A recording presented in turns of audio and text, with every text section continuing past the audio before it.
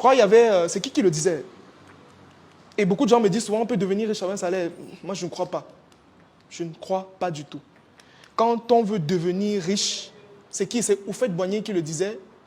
Non, c'est pas Houphouët-Boigny, c'est qui? C'est Laurent Gbagbo qui le disait dans l'une de ses interviews. Il disait, si on veut devenir riche, on ne fait pas la politique. On ne devient pas photographe. On ne devient pas journaliste. On fait du business. On fait les affaires. Pourquoi est-ce que c'est comme ça? Parce qu'en fait, tant que vous allez toujours être en bas, vous allez subir. Mais si vous êtes en haut et que c'est vous qui créez de la richesse, c'est vous qui imposez vos lois. C'est vous qui décidez. Est-ce que vous savez qu'il y a des décisions politiques dans ce pays où on fait intervenir les hommes d'affaires? Oui. On fait intervenir les hommes d'affaires, on dit que qu'est-ce que vous en pensez? Parce qu'ils ont leur mot à dire, parce qu'ils font tourner l'économie. Ils font tourner l'économie. Si par exemple aujourd'hui, tu crois par exemple que si on ferme par exemple UCB aujourd'hui, le groupe Kaji, si on ferme le groupe Kaji, ça aura un impact sur l'économie camerounaise. C'est la raison pour laquelle si les enfants se gardent maintenant même, l'État est capable de récupérer ça et de contrôler. Même congé qu'en face, c'est la même chose. C'est la raison pour laquelle on vous dit créer des business. Je ne demande pas à quelqu'un de... Parce que quand on dit souvent comme ça, il y a quelqu'un qui va dire que bon, on démissionne, allez, attention. Je ne vais pas demander à quelqu'un de démissionner. Vous démissionnez ou partir. Pour démissionner, même il faut être prêt. Mais mettez-vous toujours en tête qu'il faudrait que plus tard, je crée moi-même de la richesse. Parce que c'est là-bas qu'il y a l'argent. C'est là-bas qu'il y a l'argent. On ne vous mente pas. On va toujours... Il dit qu'on va toujours démissionner. C'est tout un processus. On ne démissionne pas du jour au lendemain. C'est pas que dès que tu finis la télé comme celui-ci, tu dis bon. Frère Nouveau, ça veut dire que l'argent se trouve là. Je démissionne maintenant. Ce que tu vas comprendre, ce qui se passe. C'est pas quelque chose qu'on fait de manière instinctive. Non. On prend le temps. On analyse. On analyse. On se forme. On trouve le secteur dans lequel on va partir et on se lance. Et quand on se lance, on doit être prêt à tout.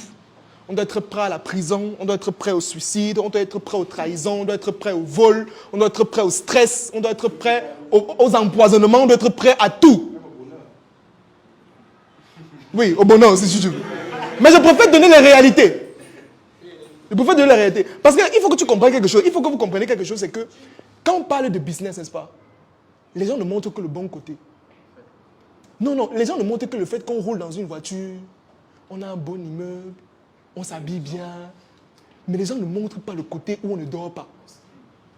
Les gens ne montrent pas le côté obscur là. Le côté où tous les jours tu reçois des convocations au commissariat. On dit que monsieur, on vous attend demain. Dès que tu finis, tu rentres, tu vois l'autre sur ta table encore. Les gens ne parlent pas de ça. Les gens ne parlent pas par exemple des procès. Oui, du fait que tous les jours tu te trouves au tribunal. Qu'il y a un employé qui s'est plaint qu'on ne l'a pas payé. Au lieu de payer peut-être 50 000 que tu devais payer, tu te retrouves à te payer les indemnités de 500 000 ou 1 million. Alors qu'il suppliait pour le travail. Alors qu'il suppliait pour le travail au début. Oui, on ne parle pas de ça.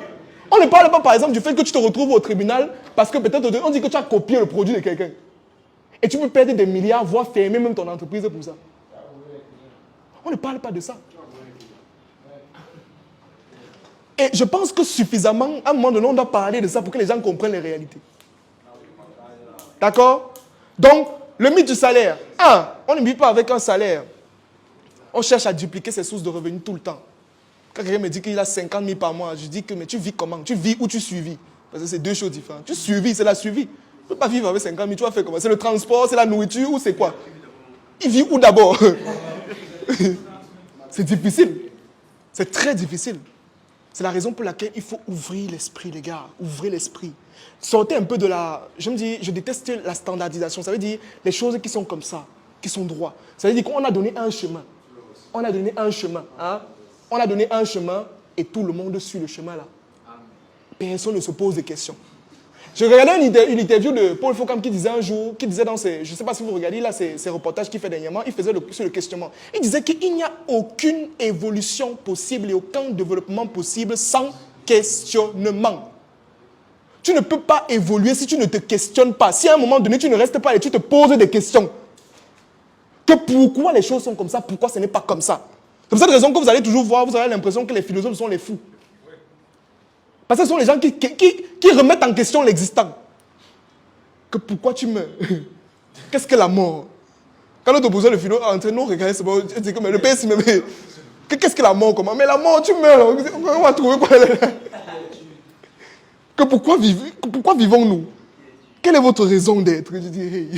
Combien de fois est-ce que tu t'es dit que tu devais finalement épargner de l'argent?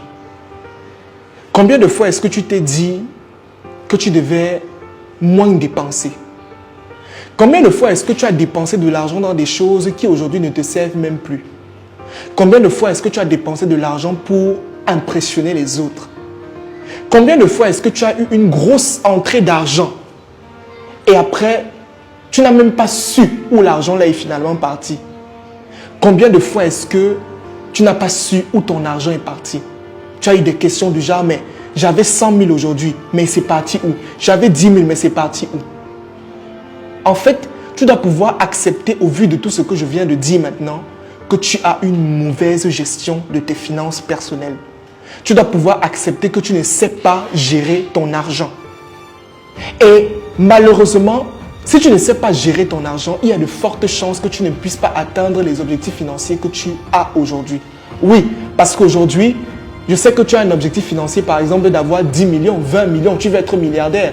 Mais quelque part, pour pouvoir atteindre certains paliers financiers, il faut savoir gérer ses finances personnelles. Aujourd'hui, l'équipe Osher Mindset et moi, nous avons décidé finalement de résoudre cette problématique-là en concevant un programme de formation axé exclusivement sur la gestion des finances personnelles que nous avons appelé le programme Finance Optimale. Un programme de formation qui est là exclusivement pour vous permettre de savoir comment gérer votre argent, comment moins dépenser, comment établir des budgets, comment retracer et avoir ce qu'on appelle une traçabilité financière sur ses dépenses. Comment finalement à un moment donné savoir ce qu'on dépense et savoir comment maintenir le train de vie qu'on a pour pouvoir exceller en matière de finances. C'est un programme extrêmement pédagogique et l'un des meilleurs en Afrique centrale actuellement qui est extrêmement pédagogique, qui contient des exercices pratiques mais aussi en bonus un fichier Excel qui vous permettra d'avoir un suivi sur vos dépenses, sur vos revenus et sur vos budgets. Ce programme est fait pour vous. Toute personne, si vous savez que vous avez un problème dans la gestion des finances personnelles, ce programme est fait pour vous. Si vous souhaitez l'avoir, c'est très simple. Contactez les numéros qui s'affichent à l'écran ou alors cliquez sur le lien qui est juste en haut et apprenez finalement à savoir comment gérer votre argent grâce au programme Finance Optimale. Merci.